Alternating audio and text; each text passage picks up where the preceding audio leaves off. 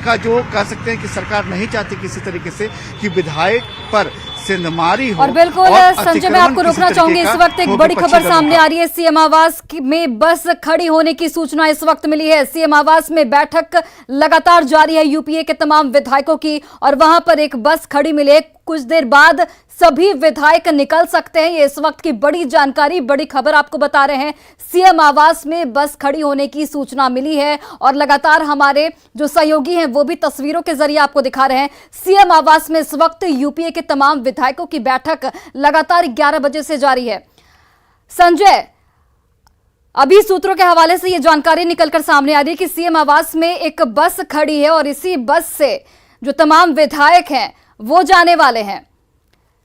जरा उन तस्वीरों को दिखाइए और जानकारी भी दीजिए कि कितने बजे रवानगी उनकी हो सकती है।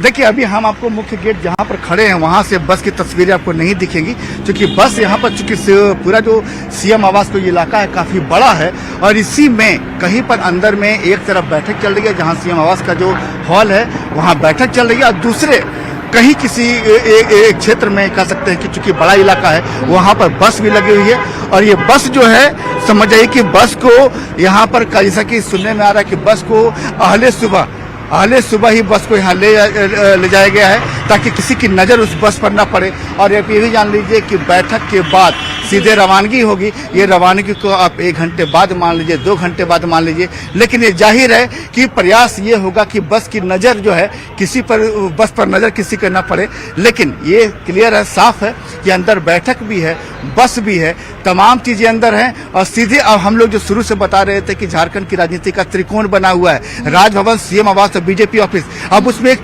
चौथा कोण जोड़ लीजिए, छत्तीसगढ़ का होगा कुछ समय के बाद। और फिर आपको कल सुबह से जो खबरें मिलेंगी सबसे पहले न्यूज 18 पर ही कि छत्तीसगढ़ से भी अगर वहां पर इनपुट वहां से भी आना शुरू हो जाएगा।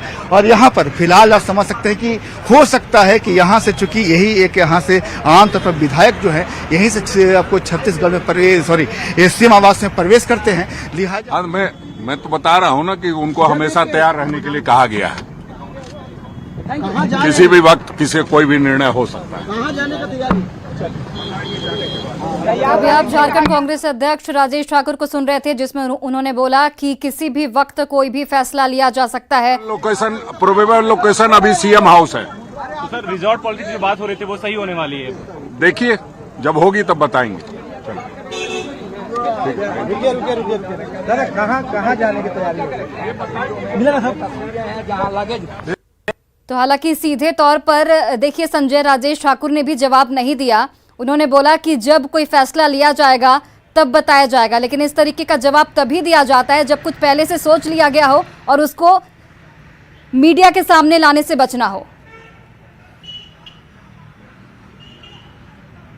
बिल्कुल आपने सही कहा, सब कुछ देखिए रणनीति तैयार है। राजेश ठाकुर ने कल भी कहा था ABCD, मतलब A गया तो B गया तो C, C गया तो D, तो आखिर है ही।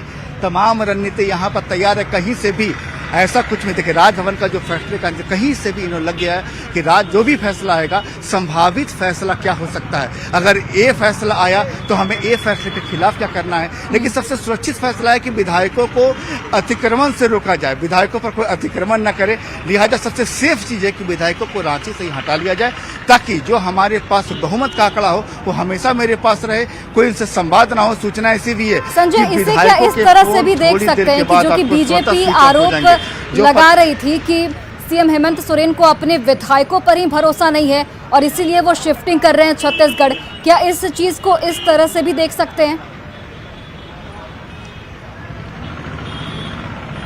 देखिए, इसके पीछे समीकरण को 2 तरीके से समझना होगा।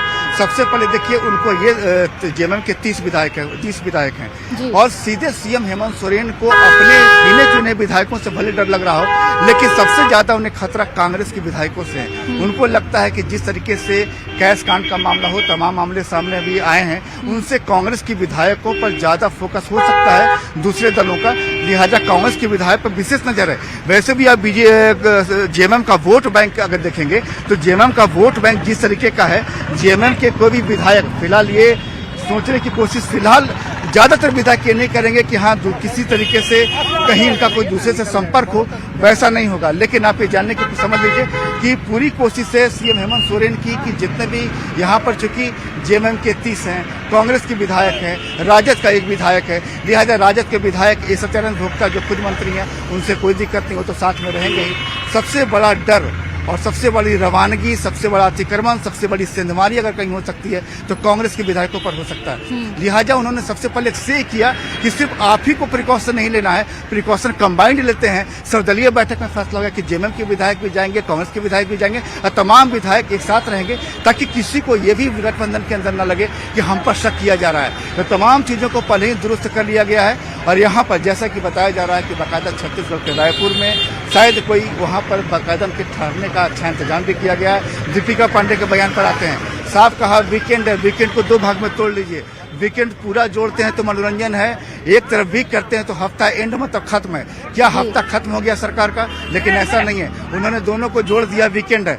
मतलब कि सरकार एक तरीके से, चलिए जो सियासी माहौल है, जो सरगर्मी है, उससे थोड़ा सा आनंद लेते हैं। विधायक बाहर निकलते हैं, लिहाजा कुछ तो बहाना बनाना ही होगा, बाहर जाना है। देखिए गहमागहमी जरा तेज हो गई है विधानसभा के बाहर, और यहाँ पर देख सकते हैं कि यहाँ पर जिस तरीके से बिल्कुल संजय, चलिए आप नजर बनाए रखिए और लगातार आपसे अपडेट भी लेते रहेंगे। फिलहाल के लिए आपका तमाम जानकारियों के लिए बहुत बहुत धन्यवाद। और गिरिडीह के मधुबन में